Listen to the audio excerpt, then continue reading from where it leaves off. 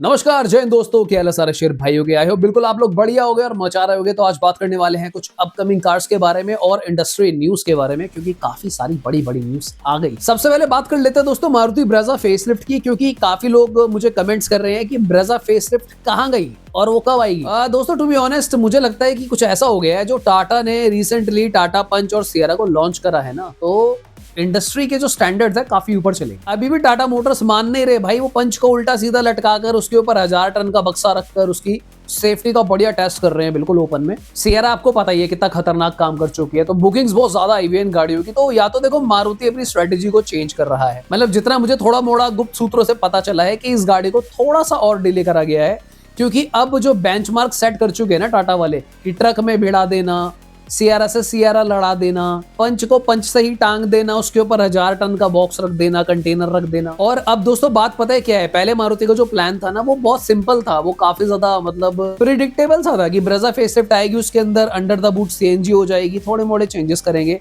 पर दोस्तों अब कहीं ना कहीं जितना मैं, क्योंकि चैनल चला रहा हूँ खुद कार इंडस्ट्री की बातें हम करते हैं, जितना मुझे समझ में आ रहा है ना, अब लोगों को ना इंजन विंजन की कुछ नहीं पड़ी हुई। पता नहीं या तो लोगों का माइंडसेट हो गया है, क्या हो गया है। लोगों को चाहिए कि अगर मैं कल को लुढ़क जाऊं, पलट जाऊं, तो मैं मतलब सही रहूं। बस ये सेफ्टी जो है ना सबसे नंबर 1 प्रायोरिटी हो चुकी है। तो अब या तो मारुति भी कुछ ऐसा ही खतरनाक करेंगे और अपनी गाड़ी जो है लुढ़काऊ लुढ़कू करेंगे, चाहे सिलेंडर भी हटा देंगे, 4 की जगह 3, मैं तो कह रहा हूँ 2 ही कर दो, खत्म करो बात। कोई मतलब नहीं है भाई, गाड़ी मजबूत होनी चाहिए, बस चट्टान की जैसी ना चले क्या हो गया, 5 साल बाद नहीं ले लेंगे। देश में बहुत पैसा है लोगों के पास। मतलब पॉइंट ये है कि लोगों को चाहिए अब सेफ्टी ज्यादा, और मारुति शायद थोड़ा सा इसको डिले कर रहे हैं क्योंकि वो चाह रहे हैं इसके अंदर नई चीजें आए। अब सियारा के अंदर भी आपको पता ही है 1.5 लीटर का नेचुरल एस्पिरेटेड आ चुका है, 4 सिलेंडर इंजन वाला। ठीक है, अब कोई बड़ी बात नहीं, वो नेक्सॉन में भी डाल दें। तो कुछ मारुति ऐसा करना चाह रही है ब्रेजा के साथ, बिल्कुल ऐतिहासिक चमकीले कलर की 6 स्टार वाली ब्रेजा आएगी, तुम देखते रह जाओगे। भाई साहब कुछ ज्यादा नहीं हो गया ये? मजाक कर रहा हूँ यार, मतलब ऑफिशियल न्यूज ये है कि थोड़ा सा डिले करा गया है। कुछ कुछ चीजें हैं जिनके अंदर थोड़ा सा और सोचा जा रहा है कि क्या और बेहतरीन करा जा सकता है, क्या और इम्प्रूव करा जा सकता है। सो प्रोबेबली मुझे लगता है अभी 3 से 5 महीने का हम टाइम देख रहे हैं, इतना लगने वाला है। मीनवाइल अगर आपके माइंड में आ रहा हो कि हम क्या करें क्या ना करें, भाई देखो आपके ऊपर है। अगर आपके पास रुकने का समय है तो आप रुको, नहीं रुकने का समय तो आप भाई नहीं भी खरीद सकते हो, आपकी चॉइस है।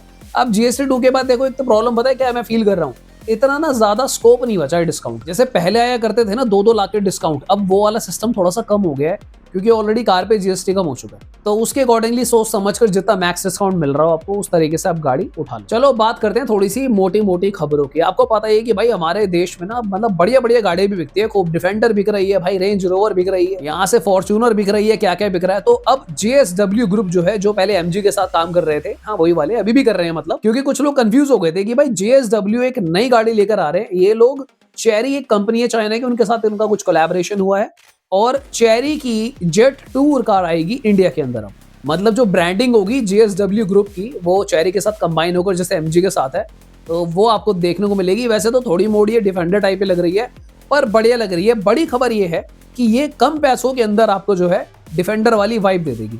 इस गाड़ी की जो वाइब है, जैसा मैंने आपको बोला, डिफेंडर इंस्पायर्ड स्टैंस रहेगा इसका पूरा, और इसकी जो लेंथ है 4785 mm, तो काफी लंबी हो जाती है, फॉर्च्यूनर के आसपास का ही साइज हो गया।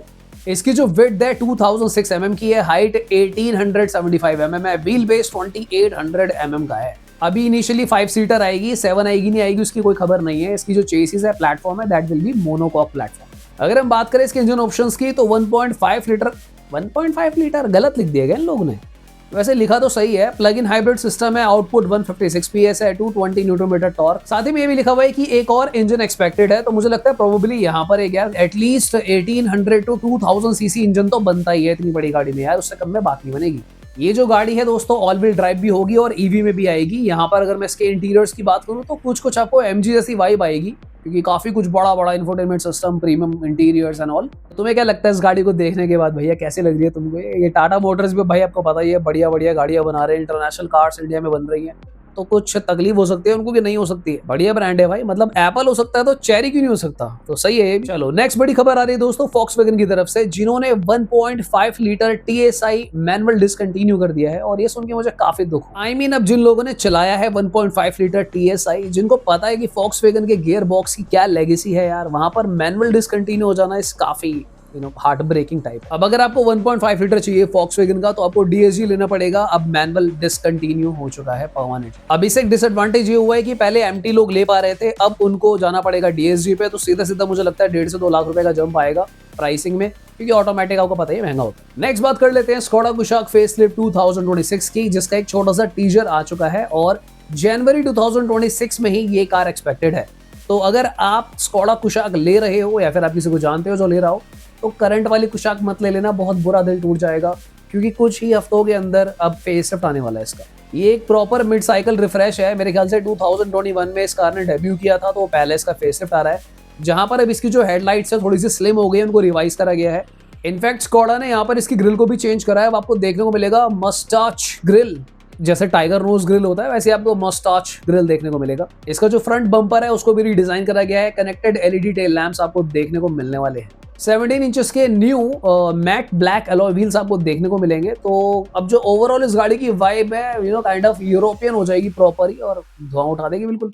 मेजर अपडेट्स क्या है? फाइनली अभी आपको पैनोरामिक सनरूफ देखने को मिलेगी। जी हाँ, बिल्कुल सही सुन रहे हो आप। जिन लोगों की हाईली डिमांड थी कि भैया पैनोरामिक सनरूफ डालो, लो डाल दी। Segment first rear seat massage function भी आपको देखने को मिलेगा, मतलब पूरी लग्जरी लो आप, आधी क्यों। एक अपडेटेड डिजिटल इंस्ट्रूमेंट क्लस्टर और साथ ही में इंफोटेनमेंट ग्राफिक्स के साथ आपको पूरा एक सेटअप देखने को मिलेगा। जो थोड़े मोटे इश्यूज आते थे इनके एयर कंडीशन की परफॉर्मेंस को लेके, उसको भी इंप्रूव करा गया है और ये स्पेशली एक पॉइंट बनाया गया है। तो यानी कि जो लोगों को लगता था कि AC बढ़िया नहीं है इनकी, तो उन्होंने इसके ऊपर काम करा है। रियर डिस्क ब्रेक मिलेंगे आपको 1.5 TSI वेरिएंट्स के लिए। ये बात कुछ जमी नहीं भाई, रियर डिस्क ब्रेक तो आजकल हर कंपनी दे रही है, विक्टोरियस में भी आ रहे हैं। तो यहाँ पर 1 लीटर वाली के लिए क्यों नहीं है डिस्क ब्रेक्स। अगर बात करें सेफ्टी और टेक की, तो लेवल 2 ADAS कंफर्म हो चुका है। साथ ही में अब आपको adaptive cruise control, lane keep assist, autonomous emergency breaking, 360 degree camera जैसे फीचर्स भी देखने को मिलेंगे। इंजन ऑप्शंस की बात करें तो मैं आपको ऑलरेडी बता चुका हूँ कि अब 1.5 लीटर में आपको मैनुअल नहीं मिलेगा, तो आपको उसके लिए DSG पे जाना पड़ेगा इनके। और 1 लीटर का आपको जो इंजन है वहां पर आपको 115 HP 178 न्यूटन मिलेगा, 6 MT, साथ ही में 6 स्पीड टॉर्क कन्वर्टर 80।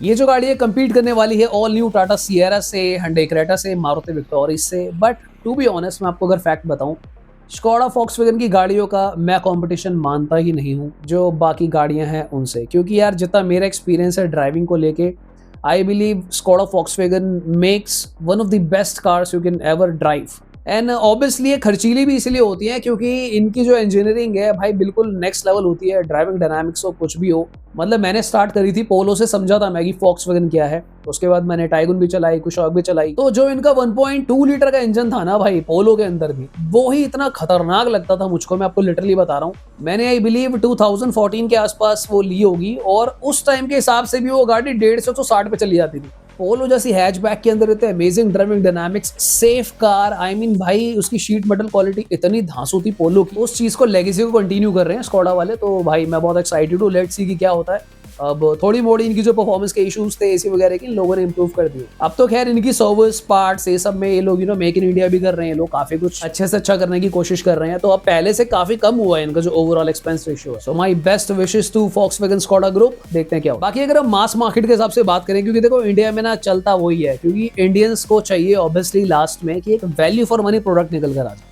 तो ये तो कहना बहुत ही मुश्किल है कि ये जो अब कुशाक फेसलिफ्ट आएगी सिएरा को बीट करेगी, क्रेटा को बीट करेगी, विक्टोरियस को बीट करेगी, ये सब कहने का कोई सेंस नहीं है। ये गाड़ी बिल्कुल अलग है।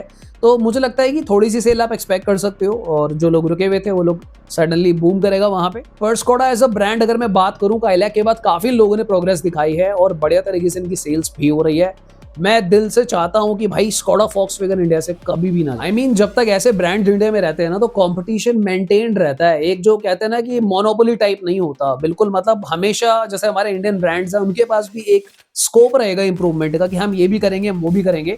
तो इसीलिए भी इन ब्रांड्स का रहना जरूरी है सही मायने में। बाकी दोस्तों पिछले कुछ दिनों में मैंने वीडियोस काफी बनाकर डाली थी, जहां पर आप लोगों के जो क्वेश्चंस थे कि टाटा पंच को कंपेयर कर दो बलिनो, फ्रॉन्क्स वगैरह से, वो वीडियो आ चुका है।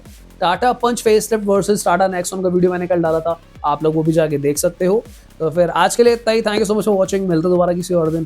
Consider subscribing the channel. Bye bye, take care.